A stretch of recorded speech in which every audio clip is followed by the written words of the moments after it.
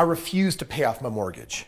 You know, some people are like, well, Chris, are you ever going to pay it off? Like, you've got the money. You put $1 million down on this house. That was the minimum that I could in this particular situation. The reality is, I don't want to have my debt paid off. We live in a society that thinks that it's all about having no debt and that debt is bad. But the reality is, when you're in investments, when you're in real estate, when you're a business owner, you realize that some debts are really, really good. So in today's video, I want to actually share with you the 3 reasons why I refuse to pay off my mortgage.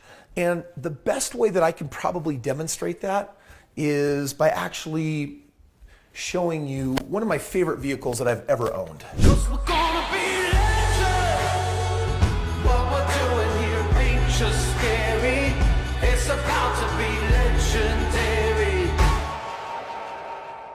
This right here is, it's an i8. It's the brand new one. It's a 2-seater. It has a top down. My poor car has "Wash Me" written all over it because it's been snowing. You can check this out. It's really beautiful out here right now. Yeah, but with all the snow coming down, it's been totally dirtied up.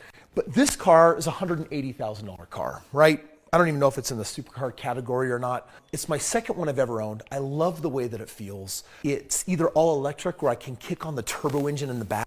And because it's all made of carbon fiber, like, check this out. The entire frame is carbon fiber. You can see it all right through here. And because of that, the battery sits super, super low. That means that I can go 120 miles an hour around like canyon curves. And the person next to me always going to be wetting themselves, like thinking they're going to die. But this car's just not going to flip and it's not going to lose traction.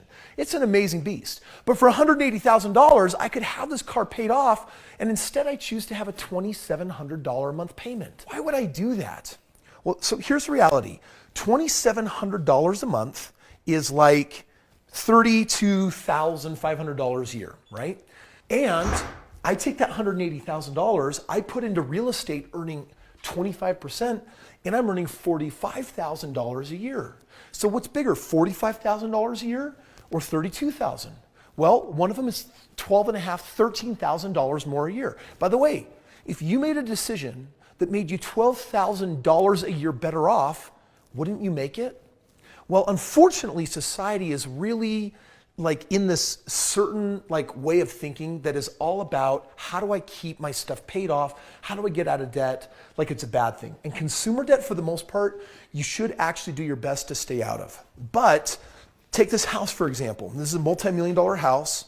You know, it's weird with banks. Like, the more complicated your financial situation or the more money you make or the more assets you have, like the less non-ideal you actually look to the bank. And so I had to put about $1 million down to get this house. And when am I going to pay it off? Probably never. But there is a mathematical equation that I use to know when you should actually pay off your house. And I'm actually going to show you that. So here's the 3 things I'm concerned with. The first one is I'm concerned with opportunity cost, which you need to know this word. It's an economics term that basically says, what are you missing out on with the choice you're making? When you're like, I got to pay off my debt. Yes. At what expense? Like, what are you missing out on? Yes, I totally agree. Get out of consumer debt. But if you have it, you have it. When I go into real estate, for example, and I'm making 25, 28, 30% a year on my money, I've always got to ask, this debt cost me 7%, but I'm earning 25%. And that's a delta of 18% difference. Like, the asset growth is way more important than having no assets just so that I can avoid a 7% debt. Does that make sense? Opportunity cost is, what are you missing out on with the choices that you're making? Number 2, we are so obsessed with ownership, but what we should be really possessed with is control. How do I control assets? How do I access assets versus have to own, right? And the third thing is, in the beginning, you know how hard it is to come by money. So you want your money earning interest. Like, these are the things that you need to financially allow your mind to really be thinking about. What am I missing out on that's a better financial decision? And you're always thinking about assets versus liabilities, higher returns versus lower returns. Number 2 is, how can I control something or access something without owning it? And the third one is, how do I get as much of my money earning interest as possible? Most of our financial plans, you know what they are? Eliminate the debt, stockpile a little bit of money. And the reality is, we'll never save enough money for retirement. So we're busy trying to pay stuff off like a mortgage when we can't afford to. You put all your money at it, and then what happens when your house is paid off? Well, you get some peace of mind, you sleep good, and you think, well, if I lose my job, at least I'll always have my house. Well, dude, when you get to retirement or when you can't work, you can't eat your bricks. Like, you need money to still live.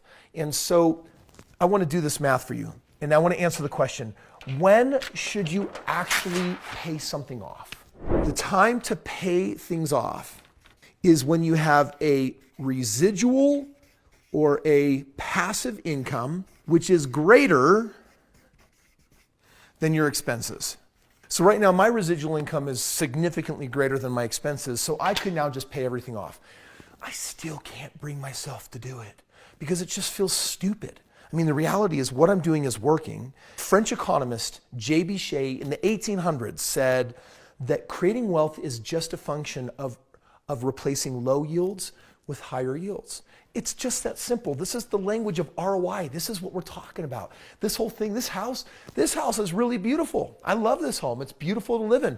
Dude, if you can, check out the window here. Like, the snow is coming down. It's just gorgeous. It's a winter wonderland here. I love it for this time of the year. And yet, if I tie up all of my money in this, then that money can't be sitting in investments earning a superior return. So in most cases, I'm able to produce earnings in excess of 25 or 30% a year, and I can usually borrow money at 4, 5, or 6% a year. That difference is why I become wealthy. And if you don't have access to investments producing that, I'm going to change that for you right now. In the link below, get a copy of my track record on my last 4,000 deals. In it, I'll actually show you how you can access the best deals in the country that are producing 25, 30%. And instead of wasting years or decades trying to get things paid down, you should take those years and decades actually creating assets that far outweigh the debt. This document will show you exactly how to do it. It's really impressive. It shows you all of my wealth building techniques, and all you got to do is cover the shipping, and I'll put it in the mail and get it